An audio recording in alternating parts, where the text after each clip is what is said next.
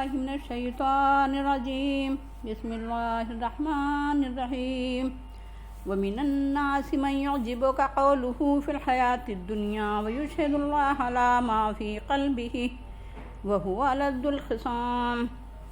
وإذا تولى سعى في الأرض ليفسد فيها ويهلك الحرث والنسل والله لا يحب الفساد. وإذا قيل له اتق الله أخذته العزة بالإثم فحسبه جهنم ولبئس المهاد. ومن الناس من يشري نفسه ابتغاء مرضات الله والله رؤوف بالعباد. يا أيها الذين آمنوا ادخلوا في السلم كافة ولا تتبعوا خطوات الشيطان إنه لكم عدو مبين. فإن ضللتم من بعد ما جاءتكم البينات فاعلموا أن الله عزيز حكيم. هل ينظرون إلا أن يأتيهم الله في ظلل من الغمام والملائكة وقضي الأمر وإلى الله ترجع الأمور. اور لوگوں میں سے بعض وہ ہیں جن کی باتیں تم کو دنیاوی زندگی میں بھلی معلوم ہوں گی کہ تم حیرت میں پڑ جاؤ گے، اور ان کے دلوں میں جو کچھ ہے اس پر وہ اللہ کو گواہ ٹھہراتے ہیں، حالانکہ وہ بدترین دشمن ہوتے ہیں. اور ایسا شخص جب اقتدار میں آتا اور انتظام ہاتھ میں لیتا ہے تو زمین میں فساد برپا کرنے کی کوشش کرتا ہے اور کھیتیوں اور نسلوں کو تباہ کرتا ہے، اور اللہ فساد کو پسند نہیں کرتا ہے. اور جب اس سے کہا جاتا ہے کہ اللہ سے ڈرو تو اس کو عزت جھوٹی شان گناہ پر آمادہ کر دیتی ہے، تو اس کے لیے جہنم کافی ہے اور وہ بہت ہی برا ٹھکانہ ہے. اور لوگوں میں سے کچھ ایسے ہوتے ہیں جو اپنے کو اللہ کی مرضیات کی طلب میں بیچ دیتے ہیں، اور اللہ اپنے بندوں پر بڑا ہی مہربان ہے. اے ایمان والو، اسلام اور اطاعت میں پورے کے پورے داخل ہو جاؤ اور شیطان کے قدموں کی پیروی نہ کرو. یقیناً وہ تمہارے لیے کھلا ہوا دشمن ہے. پس اگر تم لغزش میں مبتلا ہو جاؤ، اس کے بعد تمہارے پاس روشن اور واضح ہدایات آ چکی ہیں، تو جان لو کہ اللہ غالب اور حکمت والا ہے. کیا وہ صرف اس کا انتظار کر رہے ہیں کہ اللہ ان پر بادلوں کے سائے میں آ پہنچے اور فرشتے آ جائیں اور معاملہ چکا دیا جائے، اور سارے معاملے اللہ ہی کی طرف لوٹائے جائیں گے. یہ سورہ البقرہ رکوع 25 کی بقیہ 7 آیات ہیں جن کی تلاوت کی گئی اور ترجمہ پیش کیا گیا. آئیے اس میں غور و فکر کر کے ہدایات حاصل کریں. انسانوں میں اعلیٰ سے اعلیٰ کردار کے لوگ ہوتے ہیں اور پست سے پست ذہنیت اور گھٹیا سے گھٹیا کردار کے لوگ بھی ہوتے ہیں. اس وقت جو آیات تلاوت کی گئی ہیں اور جن کا ترجمہ پیش کیا گیا ہے، ان میں اس ذہنیت کی طرف توجہ دلائی گئی ہے جس کے نتیجے میں انسان پست کردار بنتا ہے، اور اس حقیقت پسندانہ نقطۂ نظر کی طرف بھی متوجہ کیا گیا ہے جس کے ذریعے آدمی کے اندر حوصلہ اور اولو العزمی جنم لیتی ہے، بلند کردار، اعلیٰ اخلاق اور بہترین سیرت پیدا ہوتی ہے. انسان کی پست خیالی اور پستی کردار کی وجہ یہ ہوتی ہے کہ وہ کائنات کو بے خدا فرض کر لیتا ہے، یا خدا کو ماننے کے باوجود اس کی صفات کے سلسلے میں دھوکہ کھا جاتا ہے، یا خدا کے ساتھ 1، 2 یا 3 یا بے شمار دوسرے خدا بھی فرض کر لیتا ہے. اس طرح وہ دنیا میں اپنی زندگی کو بھی غلط رخ دے دیتا ہے اور اپنے انجام سے بھی غافل ہو جاتا ہے. انسان عقل و فہم رکھنے والی ہستی ہے، اختیار و آزادی کی حامل مخلوق ہے. اس میں ملکوتیت یعنی فرشتہ پن اور حیوانیت یعنی جانور پن دونوں چیزیں پائی جاتی ہیں. اس لیے اس کو راہ راست پر قائم ہونے اور رہنے کے لیے ضروری ہے کہ خدا کا صحیح تصور اور خدا پرستی کا پیغمبرانہ تصور اس کے ذہن و دماغ پر بیٹھا ہوا ہو. وہ اپنے کو بے آئین، بے ضابطہ اور ہر قاعدہ قانون سے آزاد تصور نہ کرے. وہ دنیا کو عشرت کدہ اور عیش کدہ نہ سمجھے.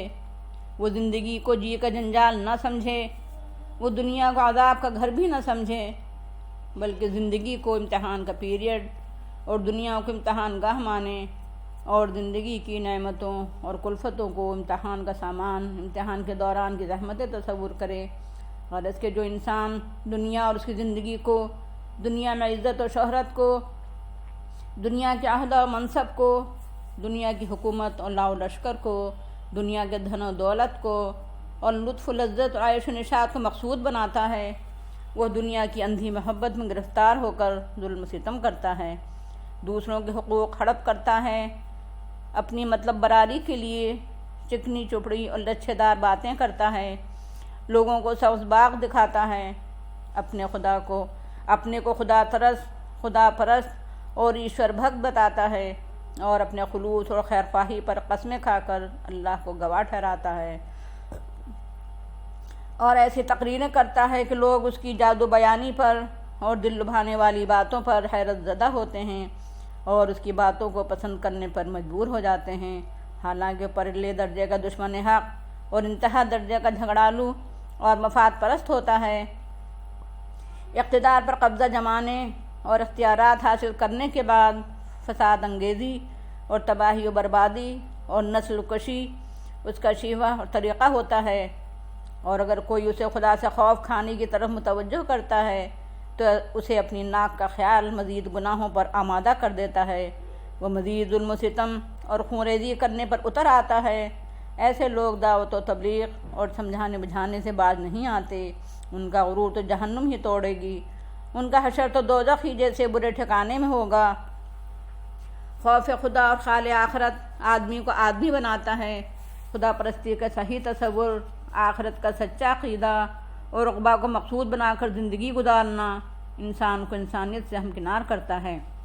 آخرت کے فلاح بہبود سے ہمکنار کرنے کے لیے اور خدا کی خوشنودی حاصل کرنے کے لیے دنیا کو ترج دینا اور مرتے دم تک اسی فکر اور کوشش میں لگے رہنا کہ آخرت میں کامیابی و کامرانی حاصل ہو جائے، یہ ہیں وہ چیزیں جن سے کردار اعلیٰ سے اعلیٰ اور سیرت بہتر سے بہتر بنتی ہے۔ اور اس کے اللہ کی مرضیات کے لیے جو لوگ اپنے کو بیچ ڈالیں، ایسے ہی خوش نصیب بندوں کو اللہ تعالیٰ اپنی مہربانیوں سے نوازے گا۔ اللہ تعالیٰ چاہتا ہے کہ لوگ ایمان لائیں اور ایمان لا کر اپنے پورے وجود کو اس کی اطاعت میں دے دیں، ان کا فکر و خیال، ان کا اخلاق و کردار، ان کی سماجی زندگی، ان کی معاش اور ان کی سیاست و اجتماعیت، ان کی قومی و ملکی زندگی سب کچھ اسلام کے تحت ہو جائے۔ اگر وہ ایسا نہیں کریں گے تو اپنے کو شیطان کی پیروی سے نہیں بچا سکیں گے، اسلام کو چھوڑ کر دین حق کو نظر انداز کر کے کسی دوسرے مذہب، کسی دوسرے ازم یا کسی دوسرے فلسفے اور نظام یا غیر اسلامی فکر و خیال اور غیر اسلامی قوانین اور غیر اسلامی طور طریقوں کو اختیار کرنا شیطان کے قدموں کی پیروی کرنا ہے، اور شیطان انسان کا کھلا دشمن ہے، وہ کبھی انسانوں کا خیر خواہ نہیں ہو سکتا۔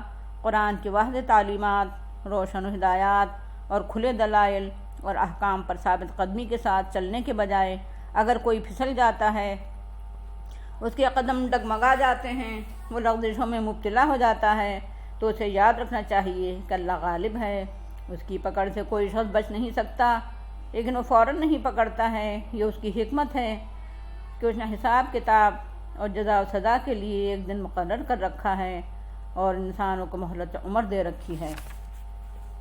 رکوع کے آخر میں ایک سوال کیا گیا ہے کہ آخر لوگ قرآن کا پیغام اور اسلام کی دعوت اور محمد رسول اللہ صلی اللہ علیہ وسلم کا پیغام قبول کیوں نہیں کرتے ہیں؟ کیا اللہ تعالیٰ اپنے فرشتوں کے ذریعے اپنا عذاب لے آئے گا تب ایمان لائیں گے، یا اللہ اپنے فرشتوں کو لے کر راز حقیقت منکشف کر کے سامنے آ جائے گا تب ایمان لائیں گے؟ اس طرح لوگوں کو جھنجھوڑا گیا ہے اور ایمان لانے پر ابھارا گیا ہے۔ جب تک حقیقت راز میں ہے تبھی تک ایمان کی قیمت ہے، ورنہ جس دم حقیقت کھل گئی اور غیب نہ رہا، وہ وقت حق اور حقیقت کا انکار کرنے والوں کے لیے بڑا ہی بھیانک ہوگا، اس وقت کا ایمان قطعاً معتبر نہیں ہوگا۔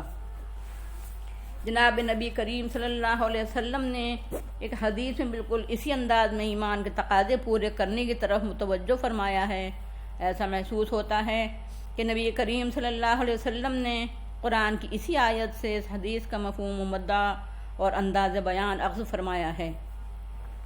عن ابی ہریرہ رضی اللہ عنہ ان رسول اللہ صلی اللہ علیہ وسلم قال بادروا بالأعمال سبعا هل تنتظرون إلا فقرا منسيا أو غنيا مطغيا أو مرضا مفسدا أو هرما مفندا أو موتا مجهدا أو الدجال فشر غائب ينتظر أو الساعة فالساعة أدهى وأمر۔ ابو ہریرہ رضی اللہ عنہ سے روایت ہے، رسول اللہ صلی اللہ علیہ وسلم نے فرمایا 7 حالتوں سے پہلے اعمال صالحہ کرو۔ کیا تم سب کچھ بھلا دینے والے فقر و محتاجگی کا انتظار کر رہے ہو؟ جب خدا نخواستہ ایسے فقر و فاقے میں مبتلا ہو جاؤ جو سب کچھ بھلا دے گا، کیا اس وقت صالح اعمال کرو گے؟ اس وقت ایمان کے تقاضے پورے کرو گے؟ آخر صالح اعمال کیوں نہیں کرتے ہو؟ کیا تم ایسی دولت مندی کا انتظار کر رہے ہو جو تم کو اللہ کا باغی اور سرکش بنا دے، نافرمان اور طاغی بنا دے؟ یا تم ایسی بیماری کا انتظار کر رہے ہو جو تمہارے جسم کو بگاڑ کر رکھ دے، جو تمہاری صحت اور توانائی کو برباد کر ڈالے؟ کیا اس وقت صالح اعمال کرو گے؟ تب تو تم کسی کام ہی کے نہیں رہو گے۔ یا تم ایسے بڑھاپے کا انتظار کر رہے ہو جو تمہاری عقل اور ہوش کو ٹھکانے لگا دے؟ تم بہکی باتیں کرنے لگو، تم زبان سے نکالو کچھ اور تمہاری زبان سے نکلے کچھ، اور تم قدم ڈالو کہیں اور وہ پڑے کہیں اور۔ یا تم موت کا انتظار کر رہے ہو، موت جو سب کچھ سمیٹ کر لے جاتی ہے اور پھر آدمی کچھ نہیں کر سکتا ہے؟ یا دجال کا انتظار کر رہے ہو، وہ تو بڑی بری چیز اور سراپا شر ہے، وہ غائب ہے اور اس کا انتظار کیا جا رہا ہے؟ یا قیامت کا انتظار کر رہے ہو تو قیامت انتہائی بھیانک اور تلخ ہوگی۔ اس حدیث کے ذریعے نبی کریم صلی اللہ علیہ وسلم نے آدمی کو مختلف حالتوں میں جو موقع، فرصت اور سہولت حاصل ہوتی ہے اس سے فائدہ اٹھانے اور ایمان کے مطابق عمل کرنے کی طرف متوجہ فرمایا ہے، بلکہ جھنجھوڑا ہے۔ آدمی کو حلال روزی میسر ہے، اتنی اور اس قدر کہ وہ اپنا اور اپنے متعلقین کا پیٹ بسہولت پال سکتا ہے۔ اس حالت کو اسے غنیمت جاننا چاہیے اور اللہ کی مرضیات کے کام کرنا چاہیے اور ایمان کے تقاضے پورے کرنا چاہیے۔ دولت اگر حلال ذرائع سے حاصل ہو اور حلال مواقع میں خرچ کی جائے تو اللہ کا فضل اور اس کی نعمت ہے۔ ایسی دولت آدمی کو زیادہ سے زیادہ اللہ کا فرما بردار اطاعت گزار بناتی ہے۔ اس حالت، مہلت اور فرصت کو غنیمت جان کر اس میں اعمال صالحہ کرنا چاہیے۔ صحت اور تندرستی اللہ تعالیٰ کی ایک عظیم نعمت ہے، اس کا شکر یہی ہے کہ اس موقع سے فائدہ اٹھا کر زیادہ سے زیادہ اعمال صالحہ اختیار کرنا چاہیے اور ایمان کے مطابق عمل کرنا چاہیے۔ جوانی اور کہولت کا دور زندگی کا سنہری اور غنیمت دور ہوتا ہے۔ اس دور میں زیادہ سے زیادہ اعمال صالحہ کرنا چاہیے اور اس موقع کو غنیمت جان کر اس سے فائدہ اٹھانا چاہیے۔ زندگی اللہ کی نعمت ہے، زندگی کے وسائل اللہ کی نعمت ہیں، زندگی کی سانسیں اللہ کی نعمت ہیں، زندگی کی توانائیاں، مرحلے اور مواقع سب اللہ کی نعمت ہیں۔ ان سے فائدہ اٹھا کر اللہ کے خوشنودی کے کام زیادہ سے زیادہ کرنا چاہیے۔ دنیا میں مکر و فریب کے علم بردار دھوکہ، دھونس، دھن اور دھاندلی سے کام لے کر دنیا کو اپنے جال میں پھانسنے والے وجل اور مکاری ہیں اور مکاری سے دنیا کو کفر و شرک اور باطل کے راہوں پر چلانے والے بے شمار پیدا ہو چکے ہیں۔ آج بھی بے شمار لوگ جدید تہذیب کے مختلف روپ دھارے ہوئے ہیں، دانشوری کا لبادہ اوڑھے ہوئے اور انسانیت کا نجات دہندہ بن کر سیاسی، معاشی، سماجی اور مذہبی ہتھ کنڈوں سے لیس ہو کر دنیا کے ذرائع نقل و حمل، ذرائع ابلاغ و تبلیغ اور حکمرانی کے بلبوتے پر دنیا کو اپنا شکار بنا رہے ہیں۔ اسی طرح ایک بہت بڑا باطل کا علم بردار پیدا ہوگا جو دنیا کو گمراہ کرنے کا بیڑا اٹھائے گا۔ وہ اپنے ساتھ جنت اور دوزخ لیے پھرے گا۔ اس وقت ہر ایک کے لیے اپنا ایمان بچانا مشکل ہوگا۔ دجال کے خروج سے پہلے جو موقع حاصل ہے اسے غنیمت جان کر اعمال صالحہ کرنا چاہیے۔ قیامت کی گھڑی بڑی بھیانک اور تلخ گھڑی ہوگی۔ انسان کو جو بھی فرصتیں، سہولتیں اور مواقع حاصل ہیں وہ سب ختم ہو جائیں گے۔ اس لیے قیامت سے پہلے اعمال صالحہ کرنا چاہیے، کیونکہ قیامت اچانک آ جائے گی۔ آخر میں ایک بات اور سمجھ لیجئے، وہ یہ ہے کہ اعمال صالحہ کا کوئی محدود تصور اسلام نہیں دیتا ہے۔ ایمان کسی وقت ہمارا ساتھ نہیں چھوڑتا ہے وہ ہر وقت ہمارے ساتھ رہتا ہے، اس لیے ہر وقت جو کچھ بھی ہم کریں وہ ایمان کے مطابق کریں، یہی عمل صالح ہے، خواہ اس کا تعلق دنیا کے کسی کام سے ہو۔ عمل صالح دراصل ایمان کے عملی روپ کو کہتے ہیں۔ آئیے اب اس کے آخر میں زیر درس آیات کے پوائنٹس ذہن نشین کریں۔ دنیا پرست پیروں اور لیڈروں اور حکمرانوں کی بری صورت اور گندے کردار سے اور ان کے ہتھ کنڈوں سے ہمیشہ ہوشیار رہنا چاہیے۔ دنیا پرست حکمران اور لیڈر دنیا میں فساد برپا کرتے ہیں اور تباہی مچاتے ہیں، کھیتوں اور نسلوں کو برباد کرتے ہیں، اور اللہ فساد کو پسند نہیں کرتا ہے۔ دنیا پرستوں کو خوف خدا اور خیال آخرت کی طرف توجہ دلائی جاتی ہے تو بگڑ بیٹھتے ہیں، ایسے لوگوں کا انجام دوزخ ہے۔ جو لوگ اللہ کی مرضیات پر چلتے ہیں اور خود کو اس کی خوشنودی کے لیے وقف کر دیتے ہیں، اللہ ان پر مہربان ہوتا ہے۔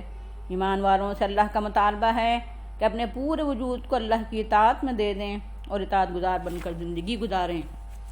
شیطان کے قدموں کی پیروی نہیں کرنا چاہیے۔ غیر اسلامی فکر و نظر اختیار کرنا اور غیر اسلامی قانون اور رسوم پر چلنا شیطان کی پیروی ہے۔ قرآن کی روشنی سے اگر کوئی شخص استفادہ نہ کرے اور اس کے قدم پھسل جائیں اور وہ کفر و شرک اور فسق و فجور کے راہ پر چل پڑے تو اسے معلوم ہونا چاہیے کہ اللہ تعالیٰ غالب ہے، اس کی پکڑ سے وہ بچ نہیں سکتا۔ لوگ قرآن کی دعوت قبول کیوں نہیں کرتے، کس بات کا انتظار ہے؟ اور جو لوگ ایمان رکھتے ہیں یا ایمان لے آئے ہیں وہ ایمان کے تقاضے پورے کیوں نہیں کرتے؟ سوچو آخر کس چیز کا انتظار ہے؟ وآخر دعوانا الحمدللہ رب العالمین۔ السلام علیکم ورحمۃ اللہ وبرکاتہ۔